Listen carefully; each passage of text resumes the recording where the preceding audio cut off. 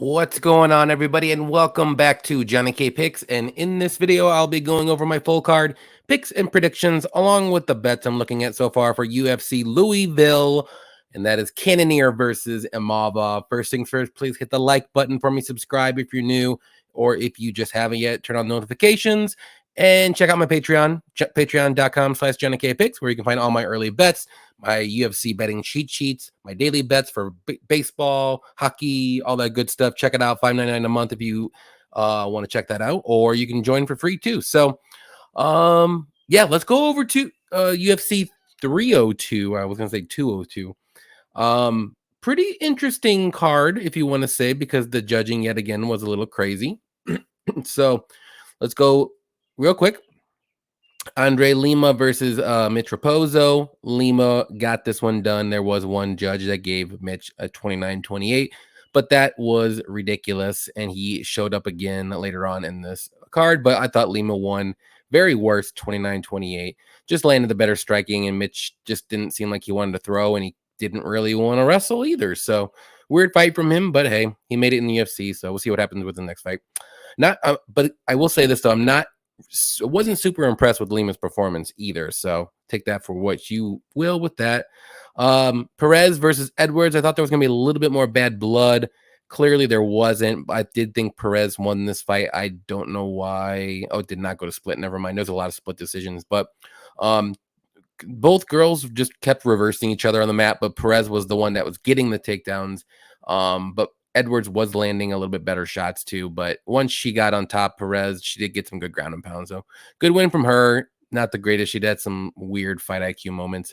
Hafez versus Mickey Gall was actually one of the more entertaining fights of the night, even though it didn't get a finish. But both guys were trading, landing some bombs on one another, and Hafez was just doing a little bit more, I thought, as well. So good win from him. But Mickey Gall, I mean, I don't think the UFC should cut him, even though he's 7-6. I think he's gonna always put on a good fight. He's gonna stick it, stay in there if he can, stick it out. But good win from Hafez. He didn't look as good as he did against JDM. Let's put it that way. Jake Matthews versus Philip Rowe. I did think Jake Matthews won this fight, but it was unanimous. Something happened to Philip Rowe, I thought, after he got hit with the nut shot late in the first round. He just looked like a completely different fighter in rounds 2 and 3. Like, he didn't want to throw. He was holding his right up a little bit more. Like, I don't know if he hurt his hand or if he hurt his arm or if he hurt his rib, something like that. I don't know, but he didn't want to throw. And then in round 3, he just wanted to grapple. And he was on his way to potentially winning this fight until he got reversed halfway through round 3, and then he lost that fight. So good win from Jake. I mean, it wasn't super crazy, like I think he's going to be the next champion or anything, but he got the win, and Philip Rowe just continues to, I don't know, he like underperforms a lot, but Jake Matthews does as well. So it was a battle of the underperformers, and Jake just won this one. Grant Dawson versus Joe Solecki, grappling, wrestling, all fight, boring, but Grant Dawson gets the win. Joe Solecki could not stop a takedown and get up to save his life. That's about it. First finish of the night was Jailton versus Romanov. Jailton was able to get the takedown right off the bat, take his back right off the bat, and get the submission real quick. Now, I didn't think it was going to happen this early, but I did think it was going to happen eventually, a rear naked choke. So Romanov just isn't good. He only beats the lowest of the low in the heavyweight division. Any mediocre step up in competition, he's going to lose every time or make it very close. So Jailton, we'll see what happens with him next. Romanov, I mean, he's a can crusher. Let's put it that way. Fun fight here as well. Kopylov versus Cesar. The first round was crazy, and then Romanov went D1 and started wrestling him and out MMA'd Cesar to a decision. I didn't believe it was a split, but I thought Romanov won 29-28. But it is what it is. Right person won still, but very interesting fight. But Romanov was able to out MMA him. That's basically what it was. Rainey Brown versus Zaleski, another fun fight. Zaleski looked good in the second round. Didn't look that great in the first. And it was all up to the third round, but it looked like Rainey Brown had a little bit more gas in him, and he got this one done. Good win from him there, too. Speaking of gas, Nico Price versus Alex Morono. Morono looked like he was drunk after the first round, just wobbling for rounds 2 and 3. Like, he didn't really want to be in there. I think he was just gassed. And Nico Price was able to strike him, out cardio him, and barely won that fight too. Like this wasn't really that entertaining of a fight either. So good win from Price. He's still in it, and very weird fight from Moura. Kevin Holland versus Olazechuk. Crazy armbar. Might have broke his arm, dislocated his elbow, one of the two. But Kevin Holland was getting cracked a couple times. And he's like, screw this. I'm going to go to the mat. Got to the mat, got the armbar, and it was done. So good win from Kevin Holland. He needed a win. He got the win. And we'll see what happens with him. He's told himself he's the best gatekeeper in the UFC. So take that for what it's worth. Sean Strickland, Paulo Costa, split decision. That was one of the worst scorecards ever. Whoever gave 49, I think it was Dave Torelli or something like that. Whoever gave Costa 49-46. I don't know what he was watching, but at worst, it was 49-46 Strickland at worst. I thought Costa may have won round 5. That's it. So typical Sean Strickland fight, and couldn't get a finish, but he clearly won by decision. So Islam versus Dustin, very fun fight, back and forth for 4 rounds, and in the 5th round, Islam was able to wrap up a Darce choke. Islam was able to land a good knee on Dustin that basically puffed up his whole right side of the face. Dustin, I think he might have messed up his leg in that fight too, but Islam supposedly had staph infection. Like, this fight was just crazy, but good fight. Good win from Islam. Hopefully Dustin sticks in there and doesn't retire. We want to see him fight more. He can just fight these legendary fights and just fight good fights. Like, he's not going to win a belt. So just go fight, Max Holloway. Go for the a shot for the BMF belt, whatever it's called.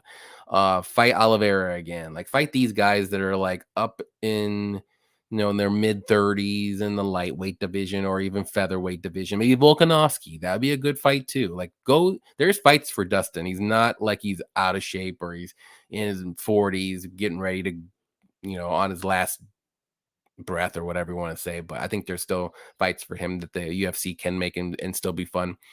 But yeah, that was UFC 302. Not a bad card. 9 decisions and 3 subs, no knockouts, which is a little bit interesting because they changed the gloves. So we'll see what happens with this card. But for my bets, I had 7 tracked bets.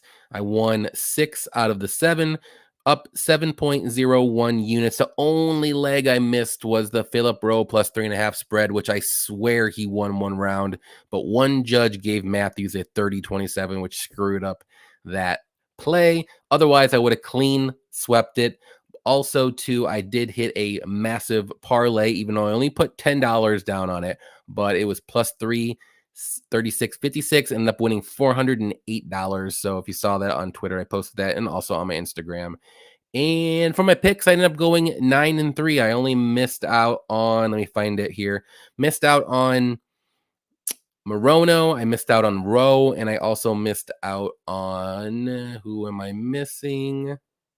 Zaleski. So 9-3 on my picks. I'll take that all day. So let's jump into it. UFC Louisville. We got 14 fights, and I will be there live with Cody, Blood Money MMA Bets, also Patrick from Addicted to Combat. We're going to have some fun down there and watch some fights. But the first fight of the night was going to be Puja Tomar versus Rayan Amanda or Dos Santos, however you want to say it, because I see 2 different last names, or maybe that's both of her last names. But Tomar is making her UFC debut. She's an aggressive striker. She pushes forward. She throws good hooks. She's got good power. Takedown defense, though, isn't all that great, and her defensive grappling isn't all that great either. She's been submitted 3 out of her 4 losses, but on the feet, she's very aggressive, very dangerous with good power. Amanda, solid grappling, good submissions. Her striking is okay. It's not, I wouldn't say it's as good as Tamar's, but she can hold her own. She can be a little hittable on the feet, though, but she does have decent takedowns, and she does like to push forward and go for those takedowns too. So this is just a battle of who's going to implement their style. You think Tamar is going to be able to stop the takedowns and keep it on the feet, or do you think Amanda's going to be able to get the wrestling going, get the grappling, and win that way. So to me, I'm gonna go with Amanda here. I think she's gonna be able to get the wrestling here. But if she can't, I think Tomar's gonna be able to win. So it just, like I said, it depends on who you think is gonna be able to implement their style first. So I'm just gonna go with the better wrestler and grappler. If I would see a little bit better takedown defense from Tomar, maybe a little bit better submission defense as well, I would maybe pick her. But I think Amanda's good enough on the mat, and I do think she's going to be able to get this one done by submission at some point. I'll say second round submission. She does have 8 submission wins on her record as well, even though I know that 7 doesn't look all that great. But I do think the styles make fights here, and she'll be able to get this one done. Next one is going to be Cody Stamann versus Taylor Lapilus. And let's see, where am I at? Stamann, well-rounded guy, solid boxing, good power in his hands as well, good wrestling, good takedowns. He does push forward and does try to set a pace, but he's got pretty good cardio. He can slow down a little bit as the fight goes on, and sometimes he can put himself in some bad grappling positions, but good thing for him, he doesn't have to worry about it in this fight because he's fighting a very good striker in Lapilus, very good kickboxer, good kicks. His power, though, is just okay. He's not really the greatest finisher. He does have some good finishes on the regionals, but like as he's been moving up, he's not really getting those finishes anymore. Does have good takedown defense, does have good submission defense as well, and he does work his way back up if he does get taken down. I know in his last fight he got taken down a lot against Basharat, but Basharat's a very good grappler, and he was able to control him a lot too. So pretty fun fight here. Just again, it depends on the styles here. I'm gonna go with Lapilus though. I do like his takedown defense. I like his defensive or submission defense. I do think he'll be able to keep it on the feet more times than not. And like I said, as the fight goes on in the later fights, I think we've seen Stamann not go for takedowns as much as I would like him to in sometimes or in some fights. The Douglas Silva de Andrade fight was a little bit weird to me, but in some of these fights, I mean, he should be winning too, but he has fought good competition, but so has Taylor. So I'm just going to go with the better striker who I think can keep it on the feet and do more damage. I don't think Stamann's going to be able to knock out Lapilus. I think Taylor should be able to outvie him, Stamann, keep it on the feet for long enough and just win that way. So I do think this fight goes to decision. I don't think either one finishes one another. So give me Lapilus to win by decision. It should be a 29-28 decision. I do think it'll be fairly close. Next one's going to be Eduarda Moura versus Denise Gomes, or Denise Gomes, however you want to say it. Moura, though, very good grappler, good takedowns, good submissions as well. She does have good ground and pound. She's very big for the division. She's 5'6", and her striking, I wouldn't say it's amazing, but it's not terrible. But she's usually the bigger fighter in a lot of her fights. And I know she was overweight in her last fight, so that's something to think about too. Hopefully, 119 and a half. So that's what she was. And we'll see what happens this week. Gomes, good striker, good power. She's not really the most technical striker, but she does have some pop in her hands. Solid wrestling and grappling. She's durable and tough. She does push forward. She's a little pit bull. But her takedown defense, though, is just okay, and she can be controlled on the mat if she's taken down. The Angela Hill fight, I know Angela Hill is the better fighter. I know she's like leveled up like in the last 3 or 4 years, but it's a little concerning if Angela Hill is able to take you down and control you on the mat a lot. And that's what I keep going back to in this fight. Obviously, Gomes on the feet was probably going to be better, and I think Moura on the mat is going to be better as well. But I do think Moura is going to be able to get the takedowns again and keep her down. A lot of Moura's fights haven't gone the distance, so it's something to think about if this fight does go into the third round. But I think the first couple rounds are going to be tough for Gomes, and I think Moura will get her wrestling going and maybe even get a ground and pound finish or a submission. So give me Moura to win by submission. I'll say second round as well, but would it shock me if Gomes, comes back in the third round and gets a finish? No, because I think she could do that. But I'm just going to go with Moura, just doing it, getting her grappling and wrestling going early in the fight and maybe banking 2 rounds. I don't think she's going to like gas out, but we just haven't seen her too much in rounds 3 or decision. I don't even think she might have been to decision once. once and she won. So she doesn't really go to decision too often. So still going with Moura. I think she'll get the finish, whether it's ground and pound or submission, but I'll say submission. Next one's going to be, just skipped on me, Daniel Marcos versus John Castaneda. Marcos, solid striker, good boxing, decent power in his hands. He's not out there gonna one punch knockout people, but good takedown defense, solid cardio. He's durable. He can slow down a little bit as the fight goes on. He can be a little hittable as well, but he's, like I said, he's very tough. He's very durable. He's from Peru. Most of the Peruvian guys have a good chin, just like the Mexicans. And yeah, tough and durable. Castaneda, he's a grinder. He's well-rounded, solid striking. He always pushes forward. He goes for takedowns. He's got good wrestling, good grappling, good top control, good cardio. With him, he can be a little hittable on the feet. And then sometimes if he doesn't get those takedowns, it just seems like he doesn't really know what to do. I know in the one fight that he fought recently against Daniel Santos, supposedly he was sick, I believe, but because he didn't really look himself. But the last two fights after that, he looked really good. And this is a very close fight. I don't blame anybody for picking who they like here. But again, I think Castaneda has a little bit more weapons in his arsenal. I like his wrestling, and I think he can hold his own on the feet with Marcos. I don't think Castaneda's striking is all that bad. Maybe you give Marcos a slight edge with his boxing, but Castaneda is pretty good on the feet too. So I'm going to lean Castaneda here. I do think he gets this one done. I think, like I said, he can mix in the wrestling. I think this fight goes to decision. Both guys are super durable, but I think Castaneda should be able to get this one done and mix in the takedowns, keep Marcos guessing a little bit, and maybe that's going to be just enough to give Castaneda the win here. So Castaneda by decision. I think this will be a fun fight and see what happens. Not gonna be a fun fight here though, but Andrea Lee versus Montana de la Rosa. Lee's solid striker. She does have good volume, good kicks, good high kicks. Power, not really the greatest power. She doesn't really finish a lot of people. She's got tons of decision wins and losses. She can wrestle if need be. She does have good grappling, especially off her back if she's taken down. She's got a good arm bar. And she can be hittable on the feet, especially as the fight goes on.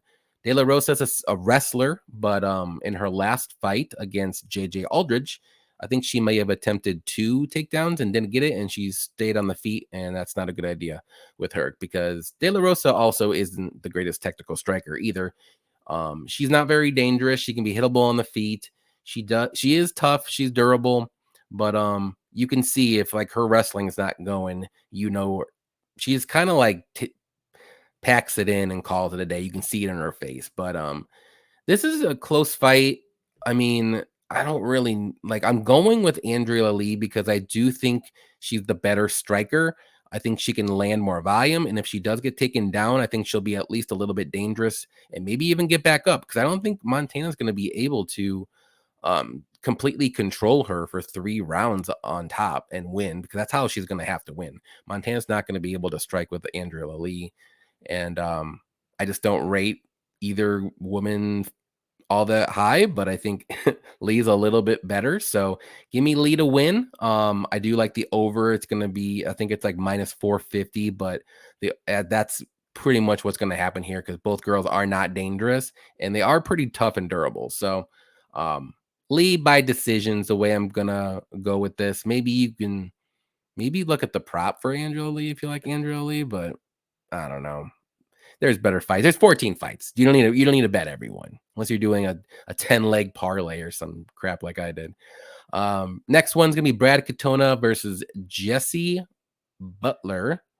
So Katona, solid striker. He's got good volume. He's not very dangerous either, but good cardio, very durable. He has that dog in him, if you want to say. He is a little, short.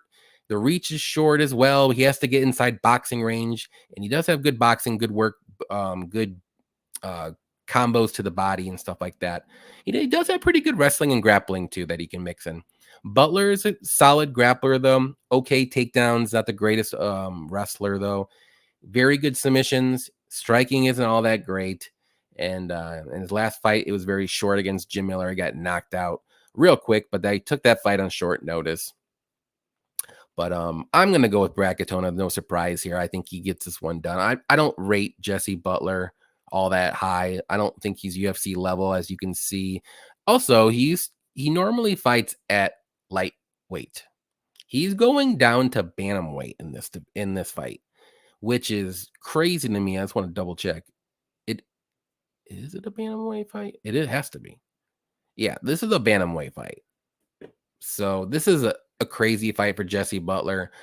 I don't know how he's going to look on the scale. Brad Katona's minus 500, minus 600. I wouldn't. He wins, but it's just very hard to trust Brad Katona, especially after his last fight against Garrett Armfield, and he was a big favorite too. So Armfield's way better than Jesse Butler, though. But either way, give me Katona to win by decision. I just think he gets this one done. I don't think Butler's UFC material. I'll just leave it at that. This is going to be a fun fight. Charles Radtke versus Carlos Prates. Prates, and Radtke's well-rounded, good wrestling, good striking. He's got good power in his hands. He has a good left hook. He can slow down a little bit as the fight goes on, but nothing like he's going to death gas or anything, just his volume and stuff. Durable, tough, and Prates is a very explosive, good striker. Very tons of knockouts in his career. Keeps his hands a little low. He's a little, I don't want to say he showboats a little bit, but he's one of those fighters that like keeps it loose. He tries to, keep his hands a little low for whatever reason. Good kicks. He looked good against Trevin Giles. Trevin Giles was looking good in the first round, I will say that, but he eventually got the knockout. So, yeah, this is a close fight. I think this fight goes to decision for whatever reason, but I think Prates is going to be able to do well enough in the first round and second round to win this one. Radtke in the third round might do well, but I think it's going to be too little too late. And Prates is always going to be live for a finish. But Radtke, if he lands, he can get a knockout here too. But Prates is going to be about 4 inches taller, 6 inches of reach. I think he's definitely the more technical striker. I just think Radtke is going to have a little bit of problem with that. He's going to have to go to his wrestling, and I don't know if that's going to be a good idea or not. Especially later in the fight, that might wear him out a little bit more than he would want. So give me Prates to win. I'm going to say by decision, even though it's a little weird, but I do think this fight goes over. And I think this fight's even set at over 1.5. And I think that might be a good bet. So definitely watch that line. I think that's a sneaky over for some reason. Next one's going to be Thiago Moises versus Ludovic Klein. Very fun fight here as well. Moises is well-rounded, but he's a very good grappler with very good submissions. His striking is pretty good. Good boxing, good leg kicks, as we saw in his last fight against Mitch Ramirez. He was able to destroy that leg of his. But he is pretty durable. He's fought very good competition, good cardio as well. Klein, well-rounded as well, but he's a better kickboxer, I say. He's using more wrestling and grappling up at the lightweight division. He used to be a featherweight. He used to gas a little bit as a featherweight in round, like late second round, third round, but in the lightweight division, he's doing a little bit better with the cardio. He's durable too. So both guys, like I said, both guys are well-rounded. Moises is going to be the better grappler, though, and Klein is going to be the better striker. And I'm going to go with the better grappler here. And I normally go with the better striker, but I really think Moises' grappling is going to be there's more of a gap on the mat with that than there is more of a gap on the feet with Klein being a little bit better. And I do think Moises is going to go for that wrestling and grappling and get the takedowns. And I don't think Klein's submission defense against a very good grappler in Moises is going to be enough to win this fight. And I do think Moises eventually gets a submission. I'll say second round, but if this fight does go to decision, I think Moises can win as well. He just keeps taking him down, control the back. But if this fight's on the feet, it's going to be close, and you probably lean Klein. But Moises is good, though, on the feet. He's not a bum or anything. It's not like he's going to get dusted or anything. He has been against Joel Alvarez, but Joel Alvarez was like 6 inches taller with like a 6-inch reach advantage, and he was getting elbowed up, and he was still tough and durable in that fight, but he eventually did get knocked out. But Other than that, though, Moises is looking good. I like him on the mat, like I said, a little bit more. So give me Moises to win by submission. Very fun fight. Main card, Punahele Soriano versus Miguel Baeza. Um, Battle of the untrustworthies, if you want to say. But Soriano's a powerful striker. He's durable. He's tough. He does have wrestling background. That he doesn't use it at all, which is weird. And his takedown defense isn't good at all. And his last fight against Dustin Stoltzfus was embarrassing. Embarrassing. But Baez, Baeza. I'm thinking of Javi Baez. Baeza, very good striker, very technical. He does have good grappling. He does have good leg kicks too. His chin is the biggest problem, and he hasn't fought in 2 years, which is another big problem. And he was knocked out twice. So, like I said, there's red flags galore from both of these guys. And I'd normally I have been fading the people that's been gone for 2 years or more, but I can't fade Miguel in this one. He's the better fighter on paper. I'm gonna trust the chin. I'm gonna say this fight goes to decision. Punahele is very dangerous early, but as the fight goes on, he doesn't really have that second or third round finishing ability, and he's very low volume, and he just throws one punch at a time too. So I think Baeza should be able to stay safe after the first round. So, but Soriano, like I said, he's durable too. That's why I do think this fight goes to decision. So give me Baeza to win by decision. I'm not trusting either one of these fighters. And the only thing I would maybe look at is the over 1.5, but I don't even trust that because I don't trust Miguel's chin at all. Next one, Julian Marquez versus Zach Reese. And Julian Marquez is a solid striker. He's got a ton of power in his hands. He does have pretty good grappling and good submissions, good guillotines. He doesn't have really the greatest takedown defense, and he doesn't really wrestle that much. So, but like I said, he does have good guillotines, good sneaky submissions like that. He is durable though, but his gas tank can fail him at times. Zach Reese, well-rounded guy. He's more so I was gonna say he's more so a grappler, but he does have pretty good striking with good power, and he does have good submissions. All of his wins have come in the first round, and even the one loss against Cody Brundage, which is a very big red flag. I know it was a slam, but a little concerning that he has not gone into the second round in any of his pro fights. And again, it's very hard to trust either one of these guys, but I do trust Marquez more. He's been in more, he's fought better competition. He, he's looking good in a couple of these fights that he ended up losing because he just ran out of gas. So, I don't think this fight goes over 1.5. You can look at the under here. I think one of these guys is going to get a finish. So just give me Marquez to win. I'll say first round knockout. But wouldn't be surprised if it's like a club and sub either. I think he can get that too. So wouldn't be shocked if Reese gets his club and sub or even a knockout. So like I said, I like the under here more so than picking a side. But I think the line on that's like minus 150, minus 160. So it's not the greatest, but I think it's a little bit safer than picking either guy. So give me Marquez by KO. Bruno Ferreira versus Dustin Stoltzfus. I was talking about you, Dustin, a little bit ago.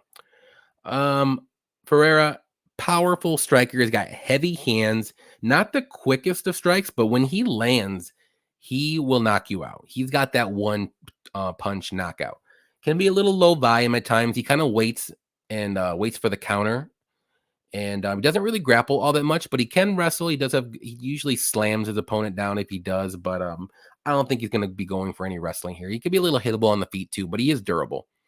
A lot of his finishes have come in the rounds 1 or 2 too, as well. So Stoltzfus, though, he's one of these fighters where he doesn't really do anything great, and he's just not good anywhere, but he's not the worst either.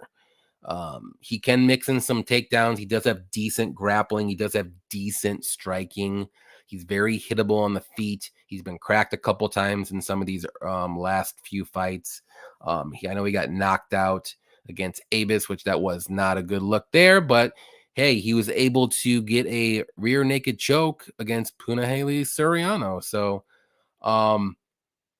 yeah, that's not happening here. I think Bruno's going to be able to knock him out in the first or second round. I don't think Dustin will survive any of Bruno's power, and Dustin is too hittable for Bruno not to get a knockout. So give me Bruno to get a first or second round knockout. I like that. I like, the money line. I think that's the right side. You can look at the knockout prop. I think that's going to be a good one too. You can look at the under just in case, because maybe Bruno gasses in the first and then Dustin gets a rear naked choke. Who knows? So Bruno by knockout's the way to go. I don't rate Dustin high at all. Next one, Raul Rosas Jr. versus Ricky Turcios. So this fight was supposed to happen like 3 or 4 times in the last like 6 months, but we're finally going to get it. Rosas Jr., very young. He's 19. Amazing grappler. He always pushes forward. He's got good takedowns, good wrestling. His striking, we've seen a little bit of progress against Terrence Mitchell, but Terrence Mitchell is not that good. But he's still 19. He's making improvements. His best trait, obviously, is his grappling and submissions. Turcios, he's got okay striking. He doesn't really have the power. He does have to throw a ton of volume, even if he misses. Kind of reminds me of Chikagian a little bit with that, but he's kind of unorthodox on the feet. He does have pretty good grappling, no takedown defense. He can work his way back up. He does have good submissions too, good submission defense as well. This is just a crazy fight. I do think Rosas Jr. wins. I want to say this fight goes to decision too, because I do think Ricky's submission defense is very good. I don't think he's going to put himself in any bad spots on the mat, but I wouldn't be shocked if Rosas Jr. does get his submission eventually. But I see this fight playing out on the mat 80% of this fight. And if that's the case, I think Rosas Jr. should be able to win this one, whether it's going to be like a submission, whether it's going to be a decision. But I'm going to say decision. I don't think Ricky's going to be able to just stay on the feet. That's what he needs to do. His takedown defense is not good at all, and that's the problem. If he had good takedown defense, I would maybe think about picking him. But if it's on the mat, Rosas Jr. is going to be on top, or he's going to be on his Ricky's back. So Rosas Jr. for the win. I'll say by decision, but you can look at sub too. Oop, I clicked the wrong button. Dominic Reyes versus Dustin Jacoby. And we all knew who Dominic Reyes is. Poor guy. Coming back from yet another 1.5 year layoff where he got knocked out in this last fight that happened the last time we saw him. He was off for 1.5 years, and then he got knocked out by Ryan Spann. Poor guy's been knocked out 3 times in a row. But other than the chin and the layoff, he does have good striking. He throws a lot of spinning stuff. He's got good power in his hands. Decent grappling, but he's going to strike. He's going to stay on the feet. I just don't like the 1.5 years off, coming 3 KOs. That's just not a great look. Jacoby is a very good kickboxer. He throws a ton of volume. He does have some power in his hands. I wouldn't say it's that one punch knockout, but good kicks, good leg kicks. He is durable. He can leave himself open for a counter or get cracked. He did not look good in the Alonzo Menifield. I don't know what happened in that fight, but like I said, he's very tough and durable, and he can be a little hittable as the fight goes on. I got to go Justin Jacoby. I just don't trust Reyes' chin. Any moment that chin can be cracked and dusted, and it's just a shame. And I can't trust Dominic Reyes' chin more so than Miguel Baeza's chin. So Dustin should be able to get this one done. I'm going to say by knockout. I think eventually it might not even look like he hit him hard, and it might stun him enough to where the ref just stops it, because the ref's going to know he's been knocked out 3 times. He doesn't want to make him take a ton of damage. So I think the ref's going to have an itchy trigger finger, and Dustin's going to get the knockout eventually. So pretty confident in this one. Normally I wouldn't be, but It's just Dominic Reyes' chin's done, so.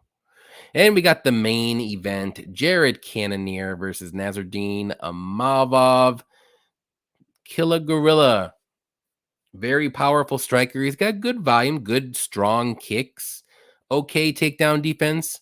He can slow down with his volume a little bit as the fight goes on, but lately he like the last 3 or 4 of his fights, he's fought 5 rounds, he's gone to decision, so the cardio is there. A lot of the rounds 4 and 5, he's throwing good significant strikes. He's landing over like 25 strikes in those. So he's not like he's surviving in these rounds 4 and 5. He's still there throwing a lot. Mavov,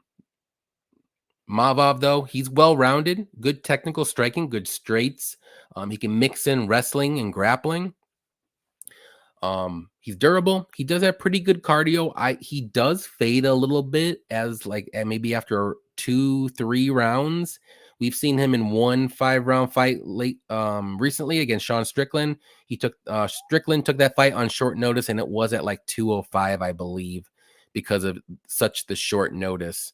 So I'm interested to see, since he didn't have to cut and he already looked a little bit gassed from Sean Strickland, and I know Sean Strickland can put that pace on you, what his cardio is going to look like in rounds 3 and 4 and 5. And he looked good against Roman. He almost got him out of there in the first round, but then he kind of started slowing down a little bit, and maybe he emptied his gas tank. But this is going to be another close fight, but I'm going with Cannonier. I think he can out cardio him, and in rounds 3, 4, and 5, I think he's going to be the fresher fighter, landing the harder punches and just doing more volume. I mean, Nasruddin might look good in rounds 1 and 2. He might get that wrestling going, but I think that's only going to gas him out a little bit more than usual. And this is a 5-round fight. Now, if this was a 3-round fight, I like Imavov a lot, and I would have probably picked and or bet him. But in this 5-round fight, when Cannonier, I know he's 40 years old, but this is an exception. This guy is in fantastic shape. I know he was just injured, which is why he didn't fight in October. I think it was an MCL tear or something, but he's all good to go. It's been 9 months, and I think this guy keeps himself in good shape, as you can see. So I'm not worried about that. So give me Cannonier to win by decision. Like I said, I just think it's going to be a very close fight. I think he's going to be able to win the later rounds more so than Imavov, and Imavov's probably going to win the early rounds more so. So maybe it just depends on round 3, whoever wins round 3. So I don't see a finish from either guy, but if there is, I'm going to say Cannonier. I think he hits harder. So give me Cannonier to win by decision. I think this is going to be a fun fight watching it live as well. But all right, those are the 14 fights for UFC Louisville. Thank you, everybody, for watching. Definitely hit the like button, like I said, on the way out. Check out my Patreon, patreon.com/JohnnyKpicks. I already have like 3 early bets out. Have my time prop cheat sheet out, all that good stuff. So check it out. It's $5.99 a month. Yeah, that's all I got for you. Definitely have fun this weekend. Good luck on your bets. Wednesday night, me and Cody will be back here giving you our bets on our step 3 for the ladder challenge. So you definitely don't want to miss out on that. It'll be on my channel. Defend your units, 6 p.m. Central, 7 p.m. Eastern time. Check us out. See you then. Happy fight night.